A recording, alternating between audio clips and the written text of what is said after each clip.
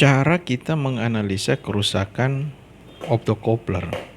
Jadi kita harus tahu dulu akibat dari sebuah power supply switching jika rusaknya optocoupler sebelum kita membongkar ya. Jadi misalnya ada problem power supply switching. Dari gejala kerusakannya kita tahu bahwa itu adalah kerusakan optocoupler. Nah, di sini konten kami akan menjelaskan cara analisa akibat dari kerusakan sebuah optocoupler pada power supply switching. Bagaimana kita menganalisa? Jadi power supply switching kalau rusak ya pada optocouplernya. Jadi teman-teman, optocoupler adalah dia ini ya rangkaian umpan balik deh teman-teman, atau feedback. Dia sangat penting teman-teman. Jadi kalau dia rusak, kita harus tahu ciri-cirinya. Pertama, fungsi optocoupler power supply switching kita paham dulu ya. Jadi deskripsinya seperti ini teman-teman.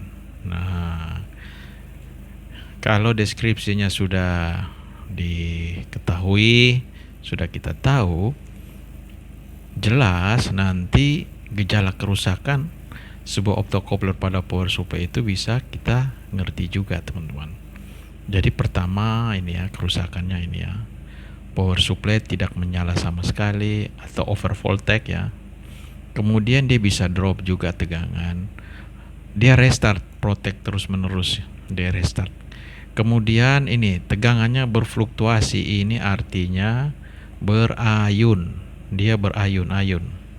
Jadi naik turun. Nah, ini juga akibat dari optocoupler ini rusak. Nah, ciri-ciri ini harus diketahui teman-teman. Jadi dalam penanganan pasti akan lebih mudah. Yang ketiga, kita harus tahu juga cara menguji optocoupler yang dicurigai rusak kan.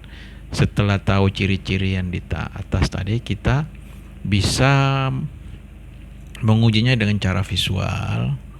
Dia retak, gosong ya kan, perubahan warna ya. Perlu kita curigai. Kemudian pengukuran dengan multimeter pada posisi dioda tes. Nah, di sini ini adalah metodenya. Tinggal teman-teman simak ya, ada 2 langkah ini. Itu tadi ya A, B, yang kemudian C-nya pengujian dalam rangkaian. Nah, ini yang agak paling sulit teman-teman. Jadi rangkaian ini dia harus posisi on power supply-nya sehingga kita bisa melakukan pengukuran tegangan ini ya. Ini antara kolektor dan emitter ya. Kemudian harus juga diperhatikan poin yang ini. Ini karena pengukuran tegangan semua teman-teman. Jadi perlu dikuasai. Yang keempat, akibat dari kerusakan optocoupler. Yang keempat adalah ini. Seperti di atas tadi, tapi ini kami uraikan lagi ya. Dia tidak menyala atau mati total, dia over voltage, dia tegangan terlalu rendah kan. Ini dia terus menerus protect ya. Jadi dia restart on off gitu ya. Nah, itu hanya langkah-langkah ini yang perlu kita pahami tentang si optocoupler.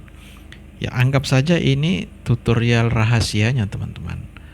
Jadi cara memperbaikinya tinggal kita ganti optocoupler. Jika analisanya sudah tepat ya, analisa tepat, kita tinggal menggantinya.